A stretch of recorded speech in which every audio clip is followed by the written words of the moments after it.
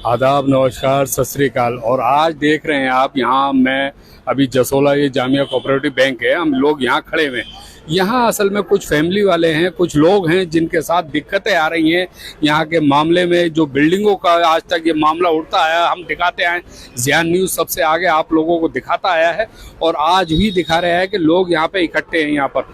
और आज हम लेके चलते हैं अभी यहाँ पर कि जो ये बिल्डिंगों में डेमोलेशन हो रहा है, आए दिन हर दूसरे दिन 2 बिल्डिंगें टूट जाती हैं। तो क्या वजह है, कौन लोग हैं, कहां से आते हैं ये लोग, आइए आज हम बात करते हैं। ओखला की जो जनता है, ओखला की जनता ने ये मुहिम शुरू करी है और उसमें जो है ऐसा नहीं कि सिर्फ हम लोग ये है कि बढ़ चढ़कर इसमें हिस्सा ले रहे हैं, आगे खड़े हुए हैं सब लोग। तो ये जनता वर्सेस जो चीटर हैं, जो स्टे माफिया है, जो खुले डकैत हैं, जो बंदूक की नोक पर जैसे लूट करते हैं ना लोग, ये उसी तरह के लुटेरे हैं। ये लोगों की बिल्डिंग पे लूट कर रहे हैं, लोगों की बिल्डिंग को अनऑथराइज बताकर तोड़वाते हैं। अगर इनको कोई प्रॉब्लम है किसी पर्सनल लेवल पे, तो ये उसके खिलाफ कंप्लेंट करें।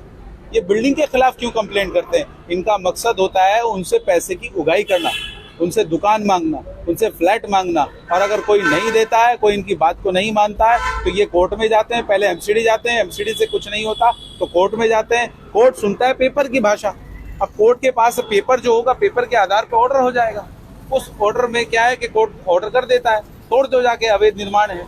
अवैध निर्माण पूरा ओखला ही थोड़ा ही है, अनऑथराइज कॉलोनी तो पूरे दिल्ली के अंदर 1797 है। जब बिल्डिंगें बनती है सर, उस टाइम क्यों नहीं स्टे लगाते? बाद में क्यों लगाते हैं कि इतने दिनों के बाद, जब 15 साल रह चुके हैं लोग, उसके बाद में तोड़ते हैं? नहीं, तो ये अथॉरिटी थोड़ी ही तोड़ रही है, समझिए आप बात। ऑर्डर कौन लेकर आ रहा है, पिटीशन कौन डाल रहा है, कंप्लेंट कौन कर रहा है? ये स्टे माफिया, ये डकैत कर रहे हैं। उधर नाम सामने आया है वो आफ्ताब भूरा, इधर ये बर्नी है, और कई नाम सामने है। उधर जो मुरादी रोड पे तोड़वाया है वो एसएम मतलूब है।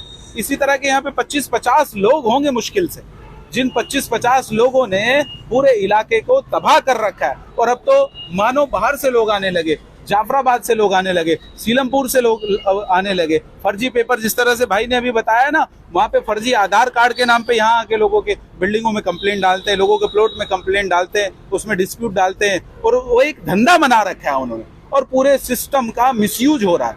हमने कंप्लेंट की है, थाने में भी की है, डीसीपी को भी की है, या एमसीडी में भी हमने दी है लगातार के इनके खिलाफ भी कार्रवाई होनी चाहिए, सख्त से सख्त कानूनी। जब ये अनऑथराइज की कंप्लेंट करते हैं तो ये लोग कहाँ रह रहे हैं? इनकी बिल्डिंग जो 5-5 मंजिल 6-6 मंजिल बनी हुई है, वो भी अनऑथराइज है, उस पर भी कार्रवाई होनी चाहिए। इसका मतलब तो हमारी डिमांड ये है कि प्रशासन इनके खिलाफ सख्त से सख्त कानूनी कार्रवाई करे। और हमने बाकायदा पेपर से कंप्लेंट दे चुके और लगातार दे रहे हैं। और इलाके के लोग आप देखिए कि इनके खिलाफ किस तरह से साइन कर रहे हैं। वो उस तरह से ये इलाके के लोगों ने यहाँ पे साइन किए हैं इनके खिलाफ। ये पूरे हम चारों तरफ पूरे ओखला के अंदर, जाकी नगर हो, बटला हाउस हो, या अबुल फजल हो, या कोई भी इलाका हो, सब जगह इसी तरह से हम साइन करवा रहे हैं इनके खिलाफ। तो लोग इनके खिलाफ, जनता इनके खिलाफ हो चुकी है और जनता ये चाहती है कि इनके खिलाफ कानूनी कार्रवाई होनी चाहिए। ये एक सिंडिकेट है, ये माफिया है, और ये बड़ा सिंडिकेट है, एक रैकेट की तरह काम कर रहा है। इसमें फर्जी एनजीओज भी हैं, इसमें फर्जी वकील भी हैं, जिनके पास रजिस्ट्रेशन नंबर नहीं है। अभी यहाँ शाहीन बाग में किसी की प्रॉपर्टी पे किया, कोई वकील है, उस वकील के पास रजिस्ट्रेशन नंबर नहीं है, अपने आप को वकील कहता है। तो ऐसे वकील जो है उनकी भी जांच होनी चाहिए और उनके खिलाफ भी कानूनी कार्रवाई होनी चाहिए। जो फर्जी वकील बनकर लोगों को डरा धमका कर वकालत के नाम पर, और लोगों के ये काम है वकील के, वकील का काम तो है लोगों के लिए, न्याय के लिए लड़ना, और वो यहाँ उल्टा काम कर रहे हैं। तो प्रशासन को चाहिए, और हम माननीय सुप्रीम कोर्ट, हाई कोर्ट, सबसे पूरी इलाके की जनता का ये निवेदन है कि इनके खिलाफ जांच होनी चाहिए, जो ये सिंडिकेट है, और सख्ती से सख्ती कानूनी कार्रवाई होनी चाहिए। कोई भी आदमी है, कोई भी हो, बचना नहीं चाहिए, चाहे वो नेता हो, अभिनेता हो, या नॉर्मल आदमी हो, वकील हो, या कोई भू माफिया हो। अब आप देखिए, परसों वहां पे बटला हाउस में 7 नंबर कॉलोनी जो है, 7 नंबर जो गली है, वहां पर 281 नंबर जो है बिल्डिंग नंबर, उसको तोड़ दिया गया। 20 साल पुरानी बिल्डिंग है वो। कितने साल? 20 साल पुरानी। लोग वहां रह रहे हैं, मेरे गांव शहर के भी लोग उसमें बिल्डिंग में थे। मैं जाके मिला तो पता चला वहां पर वो लोग रह रहे हैं, और कई लोग तो बीमार हैं, शदीद बीमार हैं, जिनको हार्ट की बीमारी है, हार्ट के पेशेंट है, बच्चे हैं छोटे छोटे। कहाँ जाएं वो? अनऑथराइज के नाम पे। और सामने सिर्फ एक ही बात आई कि कोई बीसी है, बैड कैरेक्टर है, जिसका नाम भूरा है, वो संगीन धाराओं में उसके ऊपर मुकदमे चल रहे हैं और वो उसका काम है, ये धंधा है। उस वक्त जो अभी भाई ने डॉक्टर साहब ने कही उपेंद्र यादव यहाँ पर थे, कोई बदमाश यहाँ पर एक्टिव नहीं था, सारे बदमाश जो है ना तो अंडरग्राउंड हो गए थे, जेल में चले गए थे। तो ऊपर जो हमारे दिल्ली के कमिश्नर हैं, हमारे दिल्ली के जो एलजी साहब हैं, उनसे निवेदन है कि इन लोगों के खिलाफ सख्ती से सख्ती कानूनी कार्रवाई होनी चाहिए और यहाँ के जो एसएचओ हैं, जो डीसीपी हैं, उनको दिशा निर्देश होना चाहिए कि इनको बुलाकर इनसे ये तो पूछा जाए तुम्हारा इंटरेस्ट क्या है इसमें, तुम लोगों की प्रॉपर्टी में कंप्लेंट क्यों डालते हो। कई पिटीशन इनके खिलाफ कोर्ट में जो ये डाल रहे हैं वो वापस ले लेते हैं और सिर्फ कुछ फर्जी चैनल भी बना रखे हैं जो मीडिया को बदनाम कर रहे हैं। कहीं ना कहीं ये भी एक बड़ा सवाल है, मीडिया के नाम पे ये ना लूट कर रहे हैं, फर्जी चैनल बनाकर ब्लैकमेल कर रहे हैं। मीडिया का काम लोगों को ब्लैकमेल करना होता है क्या? मीडिया का काम तो जनता की आवाज दिखाना होता है, जैसे आप लोग दिखा रहे हैं। तो यूट्यूब चैनल बनाकर ये लोग ब्लैकमेल कर रहे हैं और ब्लैकमेल करके लोगों से पैसे की उगाही करते हैं। इनके ऊपर जांच होनी चाहिए। मुझे अभी देखिए, मैंने वो दिखाया, नोटिस भेजा है 100 करोड़ रुपए का, जिस आदमी की 100 रुपए की सामाजिक हैसियत नहीं है। तो आपको ये जो नोटिस भेजा है, किस लिए भेजा है 100 करोड़ का? ये थ्रेड है, धमकाना है। भाई को फोन करके धमका रहे हैं, मुझे फोन करके धमका रहे हैं, ये धमकाना है और क्या है इसके अलावा। रात में मेरे खिलाफ 100 नंबर फोन किया है, हम आवाज उठा रहे हैं ना, इसलिए धमका रहे हैं। लेकिन ये याद रखें, ये लोग चीटर। मैं कह देना चाहता हूं, कान खोल के सुन ले कि पहली बार इतिहास में ओखला के होने जा रहा है। इंशाल्लाह जब तक चैन से नहीं बैठेंगे, जब तक ये ओखला ना छोड़ दें या जेल ना चले जाए। सर, आपके सामने कागजी कार्रवाई है अभी की आपने, लोग पूछ रहे हैं सिर्फ कागजों तक ही लिमिट रह जा रहे हैं, आप लोग कार्रवाई करेंगे? नहीं, कोर्ट में भी हम जा रहे हैं। हमने कोर्ट की भी जो कार्रवाई उसको आगे बढ़ा दिया है सीनियर लॉयर के साथ में। तो हम दोनों तरह से मजबूत हैं। सोशली बाइकआउट भी इनका कर रहे हैं और जो कानूनी लड़ाई है उसको भी हमने पूरा चैलेंज इनको करेंगे इंशाल्लाह। इनको जब तक ये ओखला ना छोड़ दें, जब तक ये जेल ना चले जाए, जब तक हम लोग ओखला की जनता चैन से नहीं बैठेगी। दानिश साहब, ये जो अभी बिल्डिंग जैसी बात इन्होंने बताई अभी, ये वाकई में 20 साल पुरानी बिल्डिंग, ये पुरानी बिल्डिंग थी, इसमें मीटर थे, इसमें रिहाइश थी, बाद में इसमें मॉडिफिकेशन हुई थी, रेनोवेशन वगैरह उन लोगों ने की। रेनोवेशन के दौरान कुछ लोग आगे आए कि भैया हम इस पे स्टे लाएंगे वरना बिल्डिंग तोड़वा देंगे। उन्होंने प्लीज ये ली कि हमारी तो पुरानी बिल्डिंग थी, पुरानी मीटर भी थे, उसके अंदर रिहाइश थी ऑलरेडी। मगर वो लोग कोर्ट चले गए और उन्होंने कोर्ट जाके कहीं ना कहीं लोगों को आशाने इनको तोड़वा दिए क्योंकि फिरौती नहीं मिली। इस बार बिल्डर अड़ गया, उसने कहा पैसे क्यों दूं, तो उसकी बिल्डिंग तोड़वा दी गई।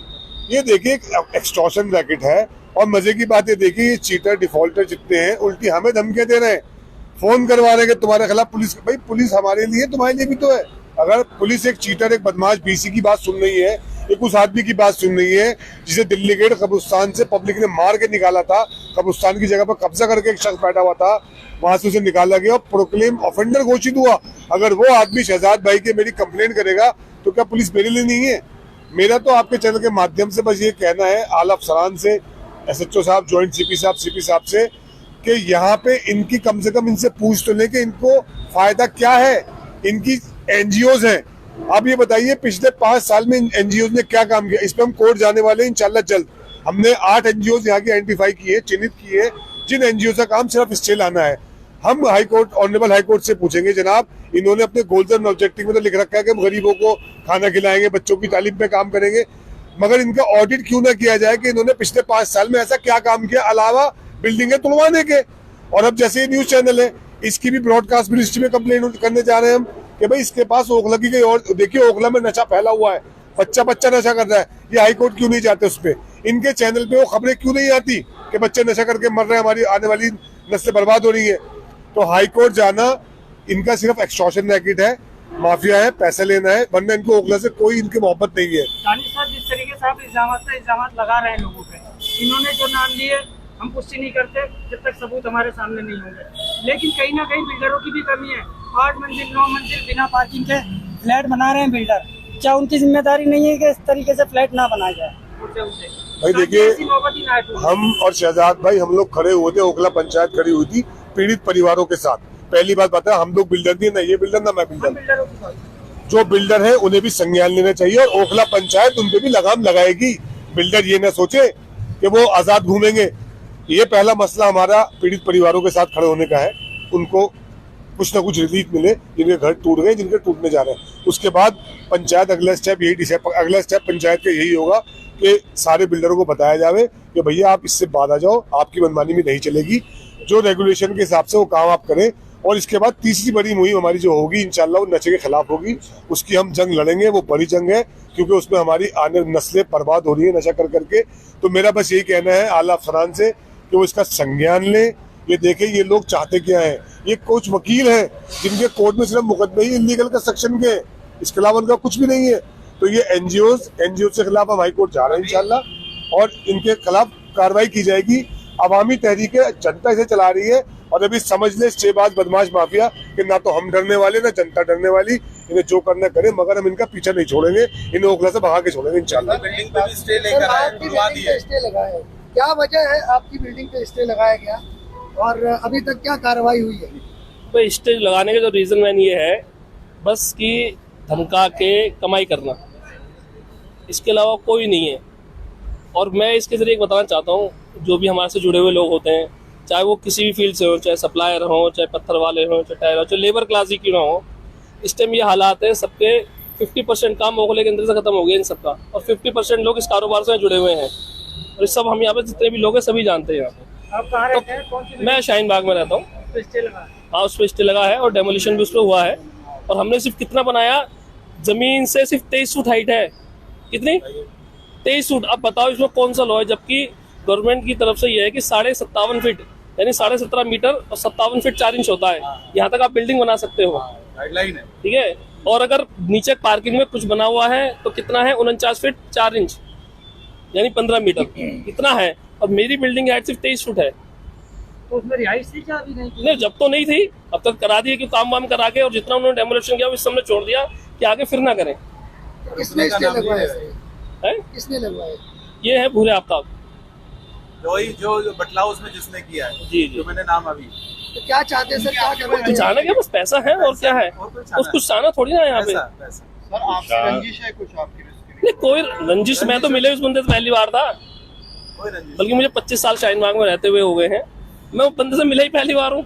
आपसे कोई डिमांड वगैरह कुछ करा गया? डिमांड तो करते ही हैं, वो तो खैर जाहिर सी बात है, सबकी कुछ ना कुछ डिमांडें तो होती हैं। सर आप इन मुहिम में शामिल है, क्या कार्रवाई चाहते हैं? देखिए, मैं इसमें शामिल नहीं था, लेकिन मुझे जैसे जैसे पता चला मैं खुद चाह रहा था जुड़ने के लिए। मैं चाहता तो मैं भी यहाँ बराबर से निकल जाता भी, जैसे शायद भाई को मैं पीछे से देखा तो मैं रुक गया, और फिर साहिर भाई ने इन्होंने मुझे इशारा किया आओ आप भी यहाँ पे आओ, और मैं चाहता था मैं शायद भाई के साथ रहूँ इसमें। कोई बात नहीं, काम ही तो बंद होगा हमारा, लेकिन इन लोगों को हटाना बहुत जरूरी है। मैं आपको बताऊं रियली, क्योंकि हमसे 50% कारोबार यहाँ से खत्म होता जा रहा है, क्योंकि ज्यादातर लोग 50% इसी काम से यहाँ लोग जुड़े हुए हैं। 75%। मैं तो 50 कह रहा हूँ, शहजाद भाई 75 बता रहे हैं जुड़े, और लोग इतने डिस्टर्ब हैं बहुत ज्यादा। डॉक्टर साहब, आप भी इस मुहिम से, शहजाद साहब की मुहिम से जुड़े हुए हैं, आप क्या चाहते हैं? देखिए, जैसे सब लोगों ने बताया है, सब लोगों ने कहा है, यहाँ अगर शांति है होगी तो ऐसे लोगों से होगी जैसे उपेंद्र यादव SHO साहब यहाँ जामिया नगर में आए थे। उनके आने पे, वो 1.5 साल के करीब रहे यहाँ पे, उनके आने पर, उपेंद्र यादव के आने पर यहाँ के सारे क्रिमिनल लोग, बदमाश लोग सारे एरिया छोड़ के जा चुके थे।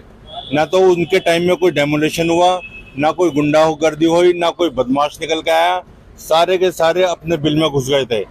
मैं कमिश्नर साहब से और यहाँ की गवर्नमेंट से और सेंट्रल गवर्नमेंट से रिक्वेस्ट करता हूँ, हाथ जोड़ के रिक्वेस्ट करता हूँ कि उपेंद्र यादव जैसे, या उपेंद्र यादव SHO को यहाँ दोबारा से अपॉइंट किया जाए। क्योंकि पब्लिक क्या करती है, पब्लिक अपनी आवाज, जैसे मैं आज बोल रहा हूँ आप लोगों के सामने, आपके चैनल के सामने बोल रहा हूँ, ऐसी बोलेंगी फिर शांत हो जाएगी।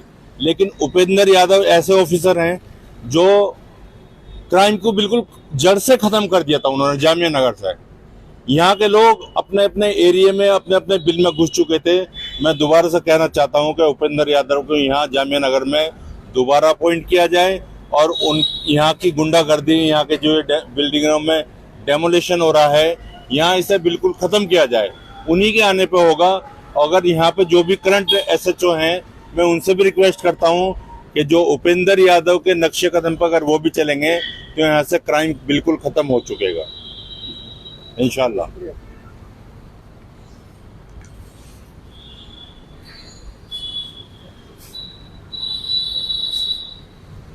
तो अभी आप देख रहे हैं कि यहाँ पर ये लोग खड़े थे, अभी जो एक मुहिम चलाई गई है और उस मुहिम को ये जो स्टेबाज हैं, स्टे लाते हैं, जिनके ये नाम अभी बता रहे थे कि वो कुछ लोगों ने, चंद लोगों ने ये कुछ लाखों लोगों की जो है नींदें उड़ा रखी हैं, तो ये इनके खिलाफ भी ये मुहिम चला रहे हैं और कोर्ट में भी जा रहे हैं और यहाँ पर ये एफआईआर भी कराई जा रही है। डीसीपी, एसीपी थाने में भी, सरिता विहार थाना, जामिया नगर थाना, शाहीन बाग थाना, इन सब जगह इनके नाम पे ये बता रहे हैं कि ये कंप्लेंट भी कराई गई है और ये आगे मुहिम चला रहे हैं। तो देखते हैं ये मुहिम कब तक चलती है और क्या होता है आगे। अब देखते रहिए आप लोग देखते रहिए ज़ियान न्यूज़ एक्सप्रेस। आपको पल पल की खबर ये जामिया नगर की मैं दिखाता रहूँगा।